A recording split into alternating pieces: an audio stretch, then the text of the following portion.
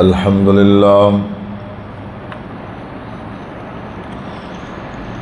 لله نحمده ونستعينه ونستغفره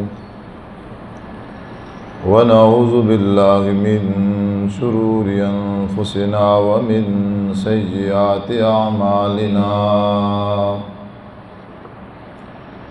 من يهده الله فلا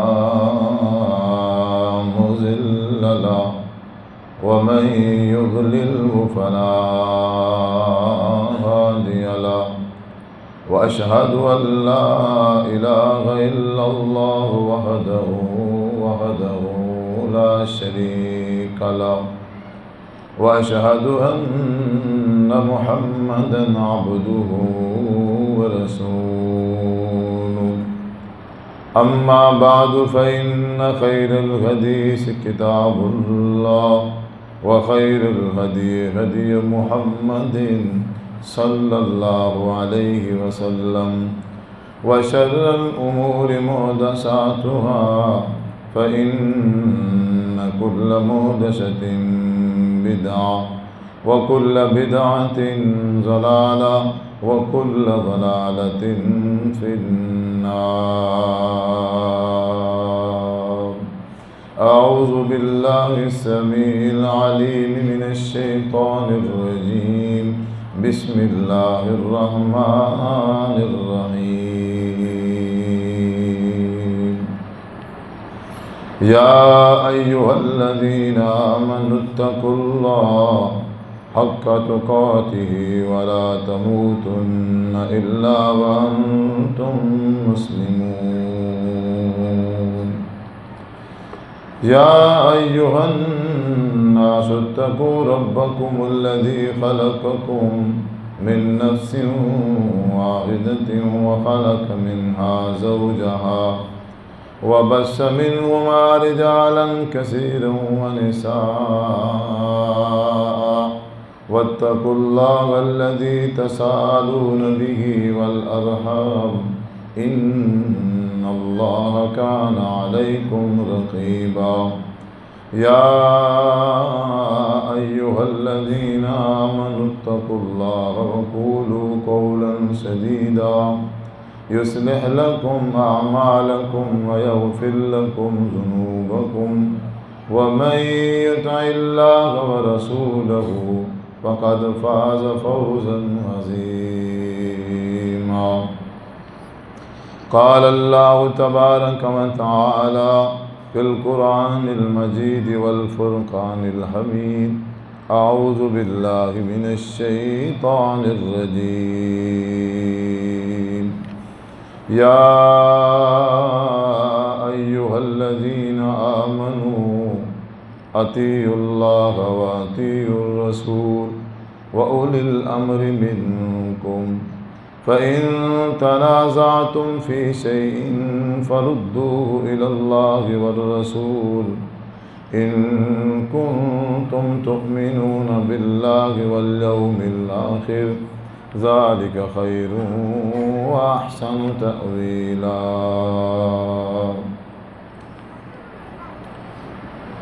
مختصر حمد و ثنا کے بعد تمام تعریفیں اللہ رب العزت کے لیے. درود و سلام آقا دو جہان جناب محمد صلی اللہ علیہ وآلہ وسلم کی ذات اقدس مبارکہ پر خاص اور مختص ہوں. پارہ نمبر 5 ہے، سورۃ النساء ہے اور آیت نمبر 59 ہے. اللہ تبارک و تعالی نے ارشاد فرمایا، یا ایھا الذین آمنوا، اے مومنو، اے ایمان والو، اطیعوا اللہ، اللہ کی اطاعت کرو، واطیعوا الرسول، اور رسول کی اطاعت کرو، وَأُولِي الْأَمْرِ مِنْكُمْ، اور تم میں سے جو صاحب اقتدار لوگ ہیں، حاکم ہیں، بادشاہ ہیں، حکمران ہیں، وزیر ہیں، امیر ہیں، یا تم میں سے جو علماء ہیں، مفتی ہیں، عالم ہیں، پیر ہیں، یا کوئی بھی گدی نشین ہیں، آپ کا علاقے کا جو وڈیرا ہے، وَأُولِي الْأَمْرِ مِنْكُمْ، جب وہ حاکم ہوں یا عالم ہوں، تمہیں حکم کریں، جو بھی وہ تمہیں حکم کریں تم ان کی بھی بات کو مانو، اللہ کی اطاعت کرو، رسول کی اطاعت کرو، وَأُولِي الْأَمْرِ مِنْكُمْ، جو حاکم ہیں ان کی بات مانو، علماء جو تمہیں کہیں تم اس کو مانو، ان کی اطاعت کرو۔ فَإِن تَنَازَعْتُمْ فِي شَيْءٍ، پھر اگر جھگڑا ہو جائے تمہارا، اختلاف ہو جائے تمہارا اگر کسی چیز میں، صاف ظاہر ہے اللہ تبارک و تعالیٰ کی اطاعت کرو۔ اللہ کی اطاعت تو قرآن مجید ہے، اللہ کی اطاعت وہ تو اللہ کی کتاب ہے۔ اب رسول کی جو اطاعت ہے وہ حدیث رسول ہے۔ قرآن کو مانو، قرآن کی مانو، رسول کو مانو، رسول کی مانو۔ تو ہم جتنے بھی مسلمان ہیں اس دنیا میں، ہم سب کا اللہ ایک ہے، ہم سب کی کتاب ایک ہی کتاب ہے، ہم سب کا رسول ایک رسول، اور ہم سب کی جو احادیث کی کتابیں ہیں وہ بھی ایک ہیں۔ یہ بیچ میں کسی نے آ کے نا جھوٹ بول دیا ہے کہ اہل سنت والجماعت والوں کی جو حدیث کی کتابیں ہیں ان کی اپنی ہیں، اہل حدیث والوں کی اپنی ہیں، اہل دیوبند والوں کی اپنی ہیں۔ یہ کسی نے جھوٹ بولا ہے، ایسا ہرگز نہیں ہے۔ حدیث ایک ہے، بخاری جو ان کی ہے ان کی بھی وہی ہے، حدیث کی جو مسلم کتاب ہے جو ان کی ہے وہ دوسروں کی بھی وہی ہے۔ جامع ترمذی، ابن ماجہ، سنن نسائی، مشکات المصابیح، احادیث کی جتنی کتابیں ہیں سب کی کیا ہے؟ قرآن کی بات ماننے میں کوئی اختلاف نہیں ہوگا تمہارے اندر۔ حدیث کو جب مانو گے تو تمہارے اندر کوئی اختلاف نہیں ہوگا۔ جب آئے گا وَأُولِي الْأَمْرِ مِنْكُمْ، تم اپنے حاکموں کی بات مانو، تم اپنے عالموں کی بات مانو، پھر باتیں ہو جائیں گی مختلف۔ سعودیہ والوں کا حاکم اور ہے، پاکستان والوں کا حاکم اور ہے، مصر والوں کا حاکم اور ہے، اسی طرح جو ہمارا ملیشیا اسلامی ملک ہے ان کا حاکم کیا ہے؟ اور ہے، دبئی کا حاکم اور ہے۔ اب یہاں حاکم جن کی ہم نے بات ماننی ہے، جن کی ہم نے اطاعت کرنی ہے، وہ حاکم کیا ہو رکھے گئے؟ مختلف۔ اب اس میں دوسرے نمبر پر جو آتے ہیں علماء، بے اولی الامر کے دو معنی کیے، یا حاکم کی اطاعت کرو یا پھر اپنے عالم کی اطاعت کرو۔ اب جب ہم عالم کی اطاعت کرتے ہیں تو عالم مختلف ہیں، مسلمانوں میں ہی اہل حدیثوں کا عالم اور ہے، اہل سنت والجماعت والوں کا عالم اور ہے، اہل دیوبند کا عالم اور ہے، اہل تشیع کا عالم اور ہے۔ اب کیا ہوگا؟ جب حاکم مختلف ہوں گے تو سوچیں مختلف ہو جائیں گی، مزاج مختلف ہو جائیں گے، پسند ناپسند کیا ہو جائے گی؟ مختلف ہو جائے گی۔ جب عالم مختلف ہو جائیں گے تو ان کی وہ باتیں بھی کیا ہو جائیں گی؟ مختلف ہو جائیں گی۔ اس لیے اللہ تبارک و تعالیٰ نے ہم مسلمانوں کے لیے ایک بہترین اصول وضع کیا ہے، بہترین، جو سب کے لیے برابر ہے۔ میں ہوں، آپ ہیں، یا کوئی اور اس کائنات میں رہنے والا مسلمان ہے، اللہ نے ایک ایسا اصول بنا دیا ہے کہ جب تم علماء کی بات مانو، حکمرانوں کی اطاعت کرو، تو پھر خدشہ کس چیز کا ہے کہ فَإِن تَنَازَعْتُمْ فِي شَيْءٍ، پھر تمہارا اختلاف ہو جائے گا، پھر تمہارا آپس میں کیا ہو جائے گا؟ اختلاف۔ اب اس اختلاف کو ختم کیسے کرنا ہے؟ اللہ فرماتے ہیں فَرُدُّوهُ إِلَى اللَّهِ وَالرَّسُولِ، پھر تم آپ نے اس جھگڑے کو، آپ نے اس اختلاف کو اللہ مطلب قرآن مجید اور رسول مطلب حدیث رسول، اللہ اور رسول صلی اللہ علیہ وسلم کی طرف لے آؤ، تمہارا سارا کا سارا اختلاف اور جھگڑا ختم ہو جائے۔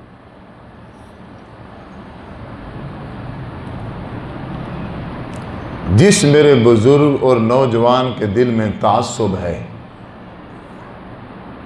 وہ اہل حدیث کو جو مرضی ہے، جس نے تعصب کی اینک لگا رکھی ہے اس کے پلے تو کچھ بھی نہیں پڑنے والا، وہ تو جیسا آیا ہے ویسے ہی جائے گا۔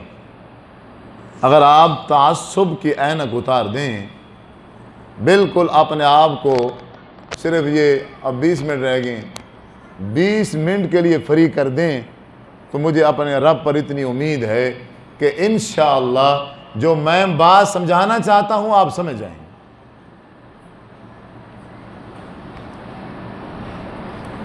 اب ہمارے عالم کہتے ہیں، اختلاف سنو،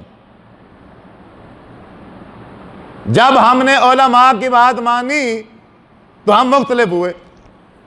مثال کے طور پہ ایک ہی چیز ہے، اس ایک چیز کے کئی کے فتوے، کہ جب آپ نماز پڑھو تو ایک عالم کہتا ہے پاؤں کے ساتھ پاؤں، کندھے کے ساتھ کندھا ملاؤ، بیچ میں خالی جگہ مت چھوڑو۔ وجہ بس شیطان آ کے کھڑا ہو جائے گا، پھر وہ تمہارے ذہنوں میں وسوسے ڈالے گا اور تمہاری ساری کی ساری نماز کیا کر دے گا؟ خراب کر دے گا۔ اب ہم کندھے سے کندھا، پاؤں سے پاؤں ملانے والے ہی تھے کہ دوسرے ہمارے مسلمان بھائی نے، ہمارے رشتہ دار نے ہم سے کہا او پاگل ہو گئے ہو، یوں نہیں ہے۔ ہمارے عالم صاحب کہتے ہیں کہ جب آپ نماز پڑھو تو ایک نمازی کا دوسرے نمازی کے درمیان تقریباً 4 انگلیوں کا فرق ہونا چاہیے، 4 انگلیوں کا فاصلہ ہونا چاہیے، ایک دوسرے سے دور دور کھڑے ہونا ہے، بیچ میں فاصلہ ہو۔ بھئی وجہ وہ کہتے ہیں کیونکہ اللہ کا فرشتہ وہاں کھڑا ہوتا ہے۔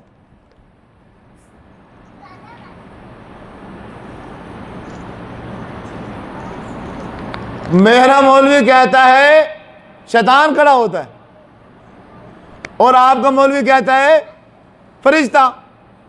اب کیا کریں؟ ایک عالم کہتا ہے نماز پڑھنی ہے ہاتھ سینے پہ باندھنا، اور دوسرا عالم کہتا ہے نماز پڑھنی ہے تو ہاتھ ناف کے نیچے باندھنا، اور تیسرا عالم کہتا ہے جب نماز پڑھنی ہے تو خود ہاتھ باندھنے ہی نہیں، خود ہاتھ باندھنے ہی نہیں۔ اختلاف ہے کہ نہیں؟ ایک عالم کہتا ہے جب آپ امام کے پیچھے نماز پڑھ رہے ہو، امام الحمد شریف پڑھ رہا ہے، بالکل چپ کر کے سنو، خاموشی سے سنو، اگر تم میں سے کسی نے سورۃ الفاتحہ کا کوئی لفظ پڑھ لیا امام کے پیچھے تو تمہارے منہ میں انگارے۔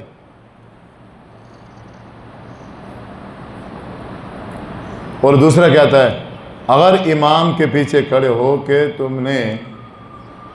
اگر امام کے پیچھے کھڑے ہو کے ہم نے سورۃ الفاتحہ نہ پڑھی تو ہماری نماز ہی نہیں ہوگی۔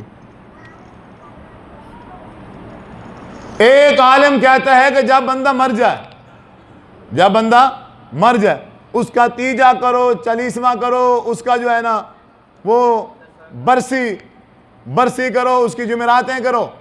کیوں؟ اگر آپ تیسرے دن نہیں کرو گے تو مردے کو بشکواؤ گے کیسے؟ اور دوسرا عالم کہتا ہے اگر تم نے ان میں سے کوئی ایک چیز کر لی تو یہ بدعت ہے، وَكُلُّ بِدْعَةٍ ضَلَالَةٍ وَكُلُّ ضَلَالَةٍ فِي النَّارِ، اور تم جہنم میں چلے جاؤ۔ وہی عمل ہے، ایک کہتا ہے جنت میں جانے کا ذریعہ ہے اور دوسرا کہتا ہے جہنم میں جانے کے ذریعہ ہے۔ ہم کیا کریں؟ اور یہاں جو افسوس کی بات ہے، ہم کچھ بھی نہیں کرتے۔ آپ کیا سمجھ رہے ہو؟ اب میں تقریر کر رہا ہوں، آپ کو سمجھانے کی کوشش کر رہا ہوں، تو آپ ابھی سمجھ جاؤ گے؟ جس کا ذہن جہاں پختہ ہو گیا ہے، جو جہاں کھڑا ہے، وہ وہاں سے ہٹنے والا نہیں ہے۔ مرنا قبول کرے گا، وہاں سے ہٹے گا الا ماشاء اللہ، اللہ تبارک و تعالیٰ جسے ہدایت دے دے۔ اب اس طرح کا اختلاف جب ہم حکمرانوں کی بات مانتے ہیں تو ایک حکمران کچھ کہتا ہے، دوسرا حکمران کچھ کہتا ہے۔ اب حکمران ہمارے ملک کے ہمارے سامنے ہے کہ نہیں؟ کسی کا کوئی جوڑ آپس میں ملتا ہے؟ ہم کس کی مانیں؟ کیا جس طرح عالم ہمیں کہتا ہے ہم چپ کر کے اس کی مان لیں؟ کیا جس طرح حاکم ہمیں کہتا ہے ہم اس حاکم کی اطاعت کر دیں؟ دیکھیں نا کہ یہ جو حاکم ہے ہمیں جو حکم دے رہا ہے، یہ جو عالم ہے ہمیں حکم دے رہا ہے، اس کا اللہ اور اس کے رسول صلی اللہ علیہ وسلم کے ساتھ بھی کوئی تعلق ہے؟ اس کی بات اللہ اور اس کے رسول سے ملتی ہے یا نہیں ملتی؟ ملتی ہے تو بندہ لے لے، اگر نہیں ملتی تو بندہ پھر رک جائے، پھر اس حاکم کی، پھر اس عالم کی اطاعت کرنے کی ضرورت نہیں۔ اختلاف کا ہو جانا یہ کوئی بڑی بات نہیں ہے۔ مسلمانوں میں شروع سے اختلافات آ رہے گئے، صحابہ کرام کے دور سے آ رہے گئے، صحابہ کرام کے دور سے اختلاف آ رہے گئے۔ اختلاف کا ہو جانا کوئی مشکل بات نہیں ہے، کوئی بڑی بات نہیں ہے۔ ہاں، اس اختلاف کے بعد اگر اس اختلاف کو قرآن اور حدیث پر ختم کیا جائے، قرآن اور حدیث پر اصلاح کر لی جائے، تو پھر وہ اختلاف نہیں ہے، پھر وہ رحمت ہے۔ آپ صلی اللہ علیہ وسلم کے اس دنیا سے رخصت ہوتے ہی فوراً اختلاف ہو گیا۔ اب صحابہ کی ایک جماعت کہتی ہے کہ حضور کی قبر مبارک مکے میں بنائی جائے۔ کیوں؟ آپ کا آباء و اجداد مکہ میں ہے۔ اب صحابہ کا ایک گروہ، ایک جماعت کہتی ہے حضور کی قبر مبارک مدینے میں بنائی جائے۔ ٹھیک ہے، آپ نے کیونکہ مکہ سے اب ہجرت کر کے مدینہ آپ آ گئے ہیں، تو اب دوبارہ آپ کو مکے لے جانا کی ضرورت ہے، مدینے میں قبر ہونی چاہیے۔ چلیں جی ٹھیک ہے۔ اب ایک تیسرا گروہ کہتا ہے کہ نہیں، قبر مبارک نہ مکے میں نہ مدینے میں، قبر بنے گی حضور کی تو وہ کہاں بنے گی؟ بیت المقدس میں، فلسطین میں بنے گی۔ کیوں؟ سارے کے سارے تقریباً اکثر جو انبیاء ہیں ان تمام کی قبریں فلسطین میں ہیں، تو اس سے یہ پتہ چلتا ہے کہ انبیاء کی جو قبریں ہوتی ہیں وہ بیت المقدس میں بنتی ہیں۔ اس لیے حضور بھی آخری نبی تھے، آپ کی قبر مبارک بھی ادھر بننی چاہیے۔ کچھ مکہ والے ہیں، کچھ مدینہ والے ہیں، اور کچھ بیت المقدس والے ہیں، لیکن مزے کی بات یہ ہے کہ تینوں کے پاس کوئی دلیل نہیں ہے، تینوں کے پاس کوئی دلیل نہیں ہے۔ اسی وجہ سے آپ صلی اللہ علیہ وسلم کی روح مبارک سوار والے دن صبح سورج طلوع ہوتے ہی پرواز کر گئی تھی۔ سوار کا دن بھی گزر گیا، منگل کا دن بھی گزر گیا، بدھ شام کو جا کے فیصلہ ہوا۔ وہ بھی کس چیز پہ فیصلہ ہوا؟ حضرت ابوبکر صدیق رضی اللہ تعالی عنہ نے ارشاد فرمایا، اے صحابہ کرام، مجھے یاد آ گیا ہے، مجھے حضور کا فرمان یاد آ گیا ہے، مجھے حضور کی حدیث یاد آ گئی ہے۔ میں اس مجلس میں بیٹھا تھا، آپ صلی اللہ علیہ وسلم نے ارشاد فرمایا تھا، انبیاء کی جو قبر مبارک ہوتی ہے وہ اسی جگہ پر بنتی ہے جہاں ان کی روح کو قبض کیا جاتا ہے۔ اب کیونکہ آپ صلی اللہ علیہ وسلم کی روح مبارک حجرے میں قبض ہوئی ہے، اس لیے اسی حجرے میں ہی آپ صلی اللہ علیہ وسلم کی قبر کو بنایا جائے۔ اب صحابہ کا اختلاف، صحابہ کا آپس کا جو اختلاف تھا، اب وہ کیسے ختم ہوا؟ فردوہ الی اللہ والرسول، جب انہوں نے اپنے اختلاف کو اللہ اور اس کے رسول صلی اللہ علیہ وسلم سے دیکھا، اب حضرت ابوبکر صدیق کی بات آپ صلی اللہ علیہ وسلم کی حدیث سے مل گئی۔ باقی تمام صحابہ نے اپنے اپنے بیانات، اپنے اپنے فتوے سارے کے سارے واپس لے لیے۔ حدیث سن کر حدیث کے مطابق آپ صلی اللہ علیہ وسلم کی قبر مبارک اس حجر میں بنا دی گئی۔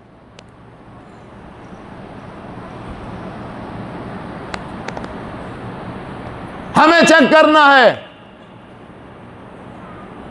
ہم میں سے کس عالم کی بات قرآن اور حدیث سے مل رہی ہے اور کس کی بات قرآن اور حدیث سے نہیں مل رہی۔ آسان ہے، کوئی بندہ یہ نہیں کہہ سکتا کہ میں ان پڑھ ہوں، یہ کوئی بہانہ نہیں ہے، اور اس دنیا میں کوئی ان پڑھ نہیں ہے۔ اگر اللہ نے عقل دی ہے تو وہ کوئی ان پڑھ نہیں ہے۔ اگر مجھے اردو پڑھنی نہیں آتی، میرے بچے پڑھے ہوئے ہیں، میری بچیاں پڑھی ہوئی ہیں، ہر گھر کے اندر قرآن مجید موجود ہے۔ اگر لینی ہے تو صرف ایک حدیث رسول لینی ہے۔ آپ بخاری لے لو، آپ مسلم لے لو، آپ ابو داؤد لے لو، آپ مشکات لے لو، کوئی حدیث کی کتاب آپ لے لو، اللہ اکبر سے لے کر سلام تک ہم جس انداز سے نماز پڑھ رہے ہیں، ہم اگر اپنی اس نماز کو قرآن اور حدیث کے مطابق چیک کریں، دیکھیں ہماری نماز کا کون کون سا ایسا طریقہ ہے جو آپ صلی اللہ علیہ وسلم کے ساتھ ملتا ہے، مل جائے تو الحمدللہ، اور جہاں نہ ملے وہاں اپنے طریقے کو حدیث کے ساتھ بندہ ملا لے۔ مثال کے طور پہ آپ صلی اللہ علیہ وسلم نے ارشاد فرمایا کہ جب اذا امن الامام فامنوا، جب امام آمین کہے تم بھی آمین کہو۔ ایک دوسری حدیث ہے، حضرت ابو ہریرہ رضی اللہ تعالی عنہ فرماتے ہیں آپ غیر المغضوب علیہم ولا الضالین کہتے اور اس کے بعد اتنی اونچی آمین کہتے کہ پہلی صف والے صحابہ کرام حضور کی آمین کو سن لیتے تھے۔ پھر اس کے بعد صحابہ کرام بلند آواز سے آمین کہتے اور مسجد گونج اٹھتی۔ آپ صلی اللہ علیہ وسلم نے فرمایا، تیسری حدیث، اذا امن الامام فامنوا فإنه من وافق تامینہ تامین الملائکۃ غفر له ما تقدم من ذنبہ۔ جس بندے کی آمین فرشتوں کی آمین سے مل گئی، سمجھو اس کے پچھلے سارے کے سارے گناہ معاف کر دیے گئے۔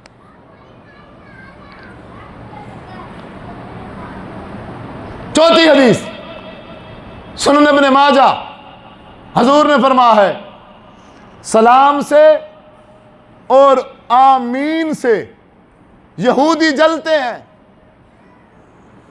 اے صحابہ کرام، آمین اونچی کہنے سے اور تمہارا ایک دوسرے کو سلام کرنے سے یہودی جلتے۔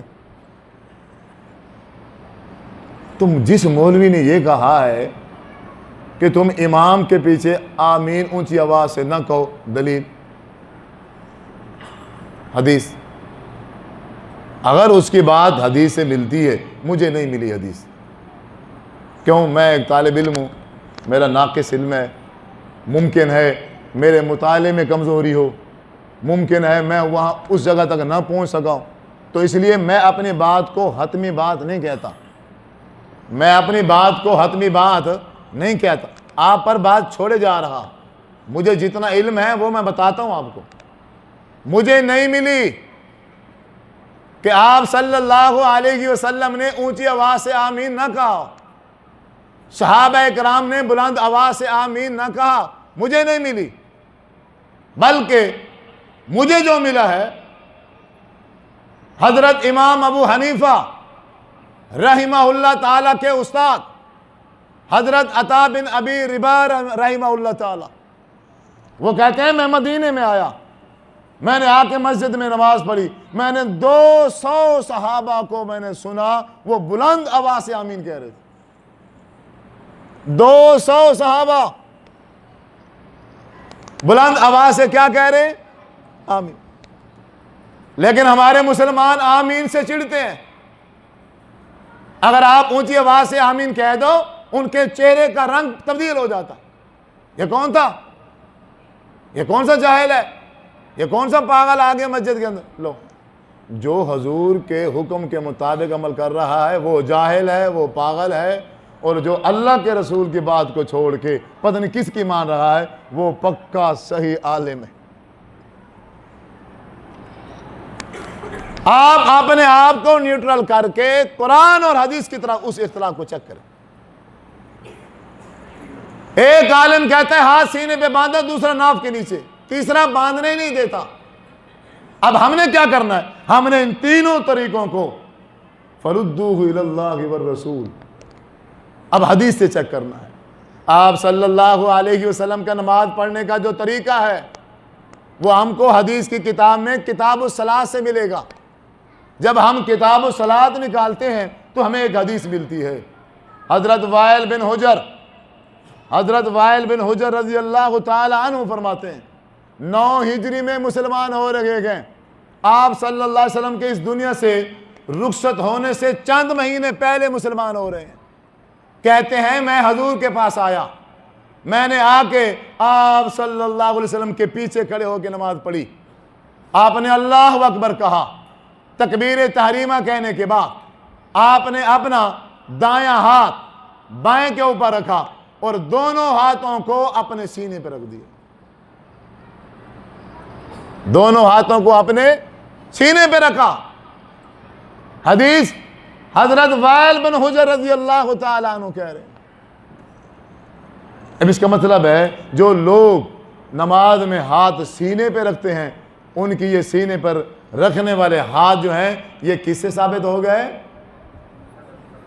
فردوہ الی اللہ والرسول، اللہ کے رسول سے بات مل گئی ہے۔ اب کوئی نہیں لیتا، کوئی نہیں کرتا، وہ کہتے ہیں میں بریلوی ہوں، میں دیوبندی ہوں، میں شیعہ ہوں۔ بنو، جو دل میں آئے بنو۔ میں تو الحمدللہ میں تو کچھ بھی نہیں، نہ میں اہل حدیث ہوں، نہ میں اہل دیوبند ہوں، نہ میں اہل سنت والجماعت سے میرا کوئی تعلق ہے، نہ اہل تشیع سے میرا کوئی تعلق ہے۔ میں الحمدللہ ایک ادنا سا مسلمان ہوں، قرآن اور حدیث کو مانتا ہوں۔ بس قرآن اور حدیث، جو بات قرآن میں آ جائے اور جو بات حضور صلی اللہ علیہ وسلم کے فرمان میں آ جائے، بس ہم وہاں پھر کوشش کرتے ہیں اس پر عمل کرنے کی، اس کے انکار کرنے کی اس گناہگار کے اندر جرأت نہیں۔ آپ صلی اللہ علیہ وسلم سے ناف کے نیچے ہاتھ باندھنا ثابت ہی نہیں ہے۔ حضرت علی رضی اللہ تعالی عنہ سے ان کا ایک آثار نقل کرتے ہیں، یعنی حضرت علی رضی اللہ تعالی عنہ کا قول نقل کیا جاتا ہے۔ وہ کہتے ہیں دائیں ہاتھ بائیں پہ رکھا جائے، پھر دونوں کو ناف کے نیچے رکھا جائے۔ یہ حضرت علی رضی اللہ تعالی عنہ کا قول ہے، فردوا الی اللہ والرسول نہیں ہے۔ اللہ اور اس کے رسول کی بات نہیں ہے۔ پھر یہ جو قول ہے یہ بھی حضرت علی رضی اللہ تعالی عنہ سے ثابت نہیں۔ حدیث کے ساتھ جس کی بات ملتی ہے وہ ہے جو سینے پہ ہاتھ رکھتا ہے۔ پھر کمال ہے، مرد سینے پہ ہاتھ، مرد ناف کے نیچے ہاتھ رکھتے ہیں اور ہماری عورتیں وہ سینے پہ۔ ان کے لیے کوئی الگ سے شریعت آئی ہے؟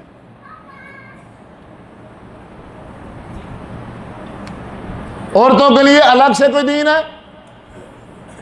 کہ عورتیں سینے پہ ہاتھ باندھیں اور مرد ناف کے نیچے ہاتھ باندھیں؟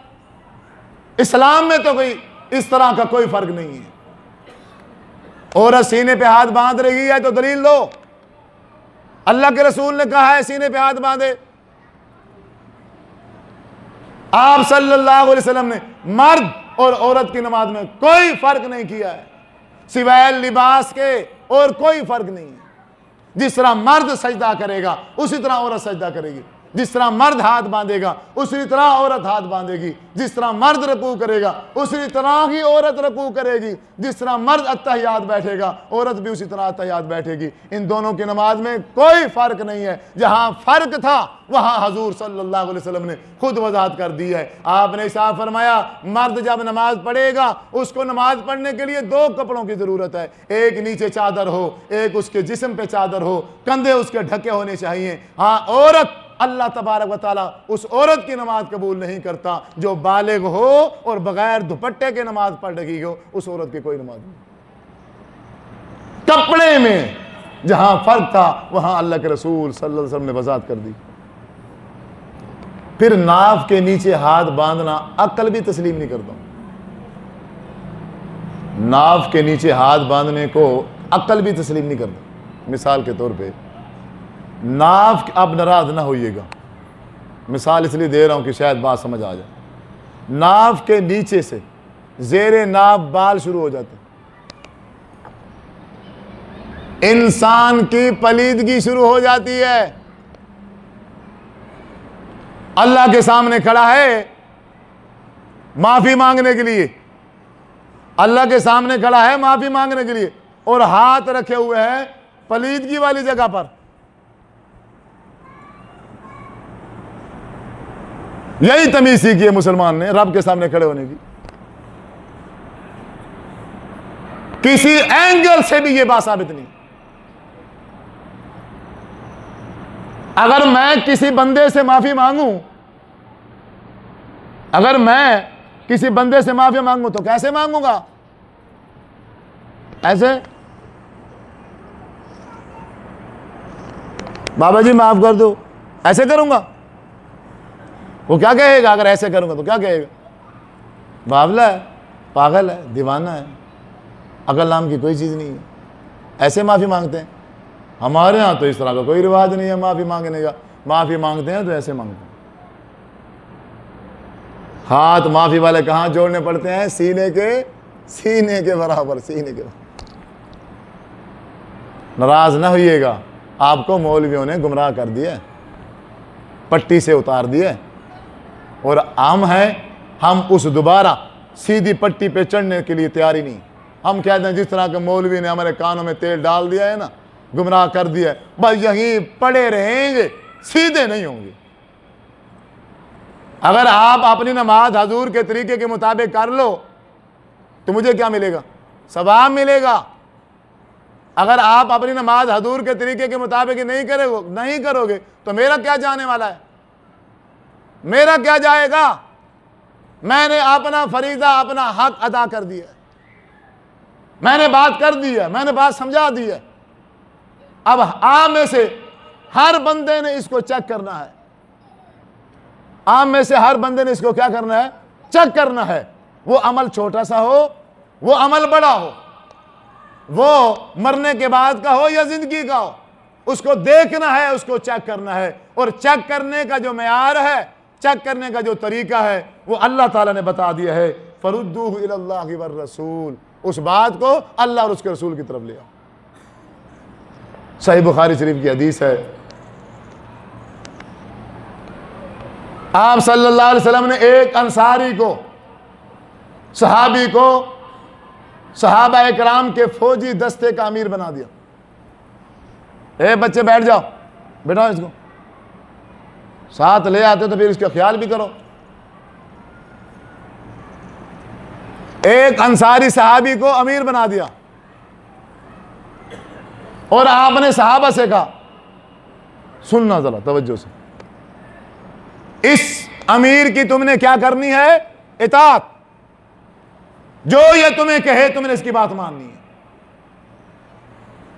چلے گئے، غزوے پہ چلے گئے، صحابہ سے کوئی معمولی سی غلطی ہوئی، امیر محترم غصے میں آ گئے۔ امیر صاحب غصے میں آئے، غصے میں آ کے آرڈر جاری کر دیا، کہا تمہیں اللہ کے رسول نے کہا تھا میری اطاعت کرنے کا، اب تم سب جو میں کہوں گا وہی تم کرو گے، میری اطاعت۔ انہوں نے کہا جی بالکل، ہمیں حضور نے کہا تھا آپ کی اطاعت کرنے کا، آپ حکم کریں ہم آپ کی اطاعت کریں گے۔ اس صحابی نے کہا تم ایسا کرو، لکڑیاں اکٹھی کر کے لے آؤ۔ لکڑیاں اکٹھی کر کے لے آئے، کہا اس میں آگ لگا دو۔ اب لکڑیوں کو آگ لگا دی گئی۔ جب وہ آگ جل گئی، امیر محترم غصے میں تھے کسی وجہ سے، کہا اب میرا آرڈر ہے، اب میرا حکم ہے، تم سارے کے سارے اس آگ میں چھلانگ لگا دو۔ کس نے کہا تھا؟ حضور نے کہا تھا کہ اس امیر کی کیا کرنی ہے؟ اطاعت۔ اب صحابہ رک گئے، ایک دوسرے کو دیکھنے لگے، سوچنے لگے بھائی آگ سے بچنے کے لیے ہم مسلمان ہوئے، آگ سے بچنے کے لیے ہم مسلمان ہوئے، اور پھر اگر اسی آگ میں ہی چھلانگ لگانی ہے تو پھر مسلمان ہونے کا فائدہ؟ یہ بات ٹھیک نہیں لگ رہی۔ امیر محترم، ہم اس آگ سے بچنے کے لیے مسلمان ہوئے تھے اور آپ حکم کر رہے ہیں دوبارہ اس آگ میں چھلانگ لگانے کا؟ یہ نہیں ہو سکتا ہم سے۔ اتنے میں وہ آگ ٹھنڈی ہو گئی اور امیر صاحب کا غصہ بھی ٹھنڈا ہو گیا، بات ختم ہو گئی۔ پھر جب صحابہ واپس آئے، آپ صلی اللہ علیہ وسلم کو جو سارا واقعہ سنایا، پھر حضور نے ارشاد فرمایا اے صحابہ، اگر تم میں سے کوئی بندہ اس امیر کی بات مان کے آگ میں اگر چھلانگ لگا لیتا تو پھر کبھی بھی اس آگ سے نکل نہ سکتا۔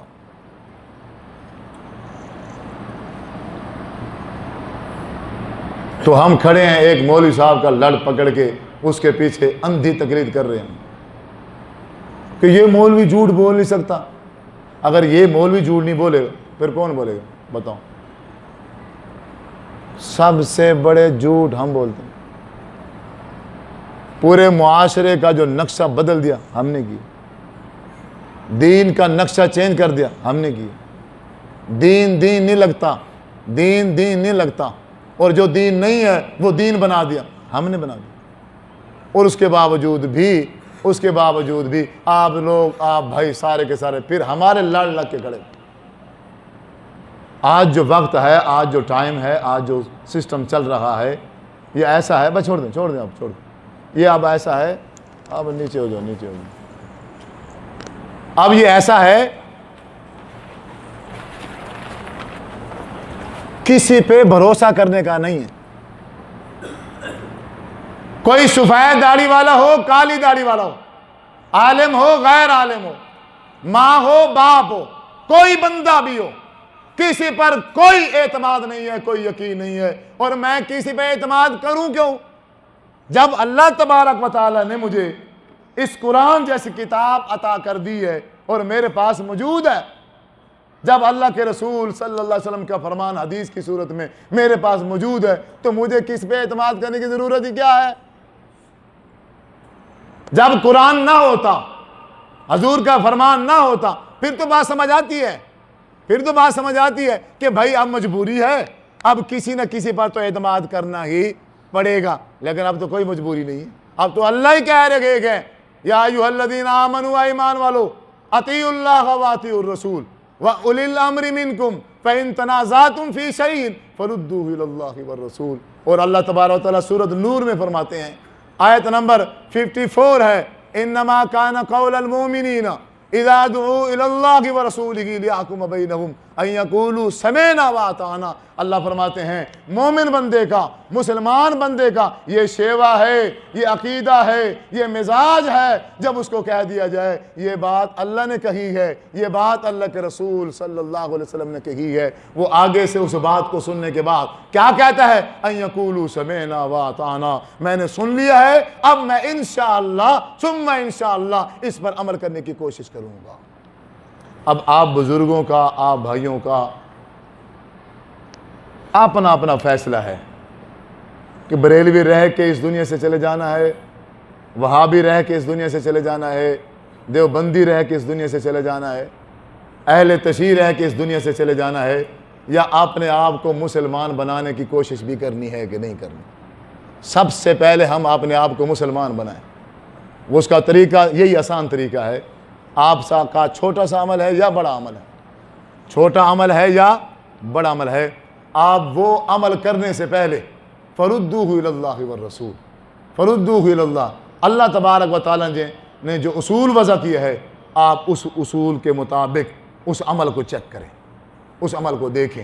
ہاں اگر حضور کی حدیث کے ساتھ مل جائے سمعنا واطعنا، سمعنا واطعنا، پھر یوں نہ کہنا ہم تو مقلد ہیں، ہم تو فلاں امام کی مانتے ہیں۔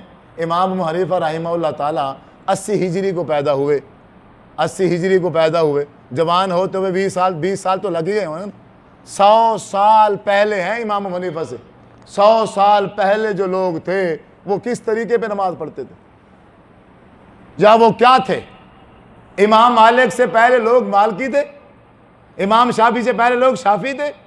یا لوگ وہابی تھے؟ کچھ بھی نہیں تھے، نہ لوگ وہابی تھے، نہ بریلوی تھے، نہ دیوبندی تھے، نہ کچھ بھی نہیں تھے۔ کیا تھے؟ مسلمان تھے۔ کیا تھے؟ مسلمان تھے، قرآن اور حدیث پر جان قربان کر دینے والے، اپنا مال، اپنی دولت، اپنا سب کچھ حضور کے حکم پر، حضور کے فرمان پر لٹا دینے والے۔ اور آج ہم اندھی تقلید میں آگے ہیں، ہم مولوی کے اوپر سارا کچھ لٹا رہے ہیں۔ آپ نے دیکھا ہوگا کہ کتنے ہمارے بھائی شہید ہو گئے ہیں، کتنے ہمارے بھائی شہید ہو گئے۔ بھئی وجہ کیا ہے؟ ایک مولوی کے کہنے پہ آ گئے بھئی یہاں کوئی جہاد ہو رہا ہے، کوئی پاکستان پہ قبضہ ہو رہا ہے، کوئی بات نہیں ہے، کوئی وجہ نہیں ہے۔ ایک مولوی نے کہا، اندھے ہو کے اٹھ کے بھاگ پڑے، چلو بھئی چلو بھئی چلو بھئی، کیونکہ ہم لبیک والے ہیں، مولوی بھی لبیک والا ہے، ابھی ہم اہل حدیث ہیں اور بلانے والا بھی اہل حدیث ہے، چلو بھاگو، نہ آگے دیکھو نہ پیچھے دیکھو۔ ہم اہل دیوبند ہیں، بلانے والا بھی اہل دیوبند ہے، بھاگو۔ قرآن اور حدیث کے مطابق ہے تب بھی بھاگو، قرآن حدیث کے خلاف ہے تو تب بھی بھاگو۔ یہ ہے اندھی تقلید، یہ ہے شخصیت پرستی۔ جب تک ہم اپنے آپ کو شخصیت پرستی سے نہیں نکالیں گے، جب تک ہم اپنے آپ کو قرآن اور حدیث کا پیروکار نہیں بنائیں گے، تب تک میرے بھائیوں جنت ممکن نہیں ہے، اس دنیا میں کامیابی بھی ممکن نہیں ہے۔ آپ بھائیوں سے، ایک بھائی ہونے کی وجہ سے یہی ایک میں عرض کروں گا، یہی نصیحت کروں گا۔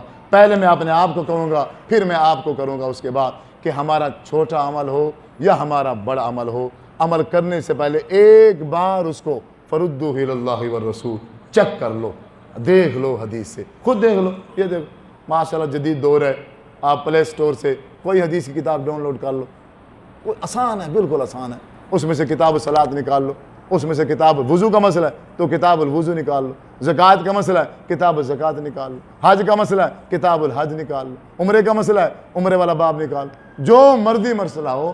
ہاں وفات کے بعد تعزیت کیسے کرتے ہیں اس کو نکال لو، باب نکال لو، دودھ کا دودھ پانی کا پانی ہو جائے گا، آپ کو پتہ چل جائے گا کہ کون ایسا بندہ ہے جس کے بعد اللہ کے رسول صلی اللہ علیہ وسلم سے مل رہی ہے۔ اللہ تعالیٰ سے دعا ہے اللہ رب العزت جو سنایا اس کے مطابق عمل کرنے کی توفیق عطا فرمائے۔ وآخر دعوانا ان الحمد للہ رب العالمین۔